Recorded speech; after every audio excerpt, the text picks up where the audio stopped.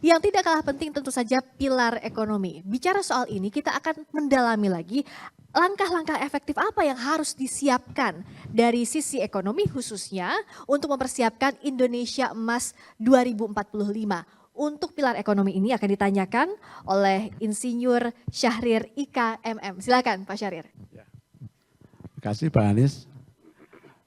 Saya langsung tadi data tadi menarik Pak Anies ya.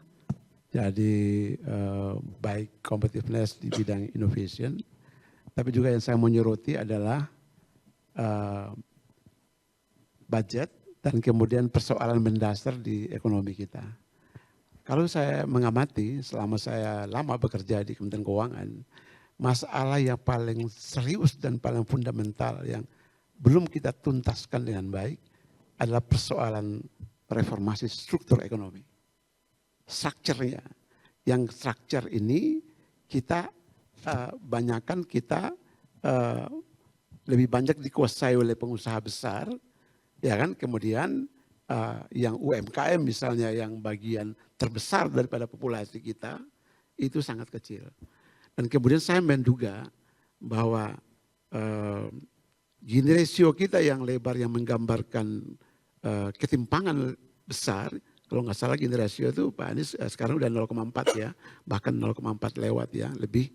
Itu menggambarkan kontribusi dua pihak, yaitu lemah di yang populasi besar di UMKM ini, ya kemudian yang populasi kecil itu menguasai besar. Nah oleh karena itu mungkin strategi yang akan saya tanyakan ke Pak Anies adalah apabila Pak Anies terpilih menjadi presiden, strategi untuk mereform struktur ekonomi ini seperti apa?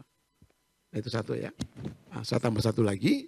Yang kedua, kalau kita lihat daya dorong government expenditure di APBN ya, terhadap pertumbuhan ekonomi. Pertumbuhan ekonomi kita sebagaimana Pak Anies tahu, saya memberi istilah 5% trap. Jebakan 5%. Nah, ketika ada pressure, misalnya kesehatan kemarin, langsung dia drop. Itu dia tidak akan bakalan naik, malah drop gitu. Artinya kita nggak bisa nembus ke situ.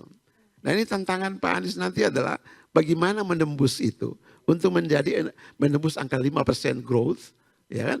Itu untuk sampai kepada nanti 2045 target kita kan 7%. Nah di situ persoalannya bukan saja mencapai target itu Pak Anies. Tapi bagaimana membagikan kue ini. Yang tadi istilah Pak Anies tadi belum merata gitu. Jadi problem kita tuh meratanya ini yang belum ada strategi yang menurut saya paling tepat atau ibaratnya cari jamu yang tepat itu ya belum ada gitu. Nah saya berharap kalau Pak Anies terpilih tadi persoalan struktur ekonomi dan kesenjangan itu bisa kita selesaikan. Terima kasih Pak. Baik, terima kasih. Silakan Pak Anies. Makasih Pak Dr. Syahrir, saya hormati. Menarik sekali Pak tentang struktur ekonomi kita yang didominasi oleh yang besar dan bukan yang kecil. Secara skala ekonomi, secara jumlah maka 97% kalau tidak salah itu adalah malah 99 ya, 99 mungkin ya, itu adalah skala yang kecil mikro. Nah ini kan evidence-nya begitu, kok policy-nya nggak nyambung dengan evidence? Kalau evidence-nya bilang jumlah pelakunya yang kecil dan mikro itu banyak, harusnya polisinya nyambung dong namanya itu. Ini terlalu deduktif Pak, kurang induktif ini. Nggak baca ini situasi lapangannya. Apa? Gini Pak, kalau menurut saya nomor satu, rumuskan statement sederhana yang mudah dipahami oleh semua pelaku. Baik pelaku pasar, penyusun kebijakan, peneliti. Itu istilahnya mantra. Itu yang tadi kenapa saya ilmu pengetahuan itu membantu mengkomunikasikan yang rumit itu menjadi rumah. Saya beri contoh Pak di Orde Baru. Di Orde Baru itu kebijakan GBHN-nya segini Pak. Enggak ada yang baca buku itu Pak. Tapi semua bilang kita punya arah. Kenapa? Ada GBHN. Padahal nggak baca juga. Tapi kalau ditanya, oh ya ada baca segini.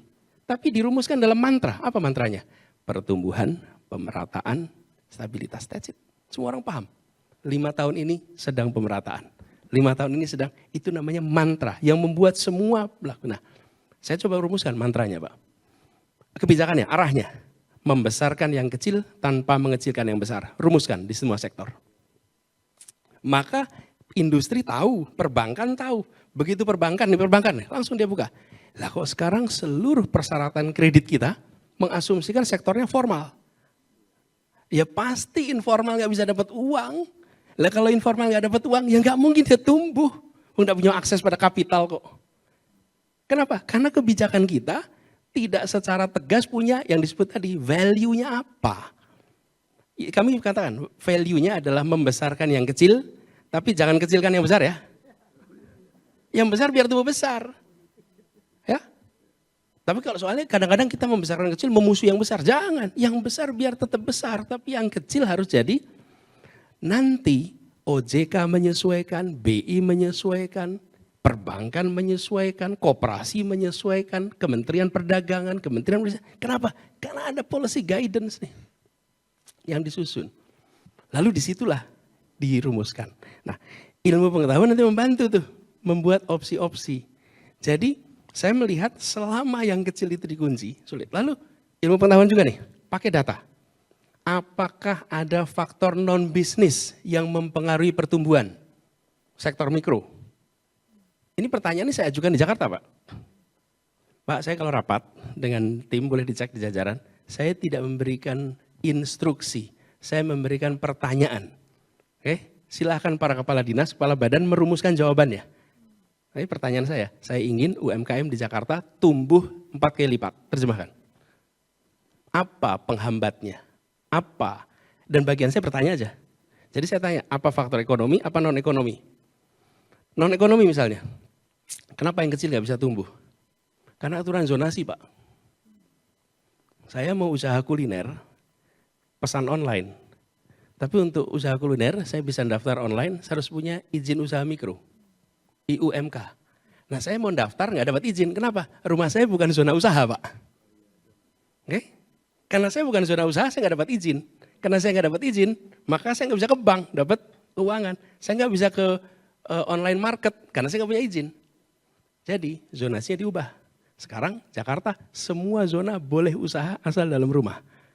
Kalau Anda tambah parkir, baru ada surat pengurusan izin. Tapi kalau usahanya di dapur, di garasi, loh ini eranya 4,0. Jadi faktor itu. Yang kedua, Bapak Ibu mungkin ingat, pernah Jalan Jenderal Sudirman ditutup jalannya. Nggak boleh untuk roda 2, Tamrin. Saya tanya, berapa banyak pengantaran barang ke Jalan Tamrin dan Sudirman per hari? Dan jawabannya, ini evidence based nih. Waktu itu kan dilarang roda 2 masuk, hari roda 4. Jawabannya, 500.000 pengantaran per hari. Oke? Dan seluruh Jakarta ada 13,5 juta pengantaran per hari. Oke? Bila motor tidak boleh masuk Jalan Jenderal Sudirman, maka usaha kecil mikro tidak mendapatkan rezeki dari pusat perekonomian yang paling menggerakkan di seluruh Indonesia. Namanya Jenderal Sudirman Jalan Tamrin itu. Itu evidence based. Jadi ini bukan soal like dan dislike. Ini soal mengambil keputusan berdasarkan lihat datanya. Dan apa yang jadi 500.000 pesanan per hari, itu kan pesanan makanan kecil, makan siang, makan malam, dari seluruh Jakarta. Langsung berubah. Jadi membesarkan yang kecil, itu bukan soal economic policy, financial policy, bukan itu saja. Tapi juga regulasi sektor pendukung lainnya. Tapi itu membutuhkan yang saya sebut tadi, guidance, mantra. Gitu ya Pak Sair. Lalu yang kedua, yang terkait dengan growth. Saya setuju sekali apa yang Bapak sampaikan di akhir Pak Sair, bahwa pemerataan itu sama pentingnya. Jadi mungkin kalau bahasa teknisnya adalah quality growth, pertumbuhan yang berkualitas. Apa sih yang menentukan kualitasnya? Kita sering bicara kuantitas growth. Karena itu kita bilang 5%, 6%, 7%. Tapi kalau ada kasus Pak, sebuah provinsi di Sulawesi, growth-nya itu bisa 27% di situ. Tapi employment nggak tumbuh. Sektor kecil nggak tumbuh. Kenapa? Karena di situ ada tambang nikel yang luar biasa. Sehingga kontribusi pada perekonomian menjadi tumbuh dahsyat. Tapi rakyat tidak merasakan perubahan. Karena itu menurut kami, kita jangan terlewat, bukan hanya kuantitasnya, tapi kualitas. Nah, kualitas di mana? Disitulah kebijakan-kebijakan yang memperluas lapangan pekerjaan, mengurangi soal gini rasio kita sehingga lebih baik, dan ada keberpihakan dari negara untuk pelaku-pelaku ekonomi yang kecil. Dengan begitu nanti pertumbuhan kecil dan di luar pusat-pusat perekonomian yang ada, yang sudah ada.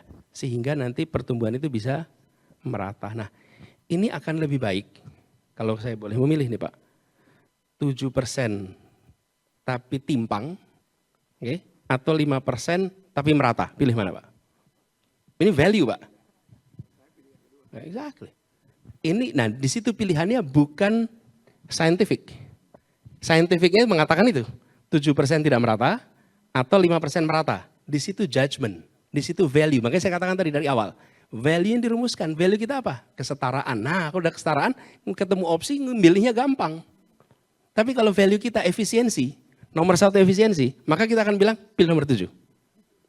Nah siapa yang ngambil efisiensi? Perusahaan. Kalau korporasi, dia pasti akan pilih efisiensi. Sama pasar. Kami membayangkan pasar perekonomian Indonesia itu berkembang. Bukan hanya free tapi fair. Jangan lupa subscribe ya.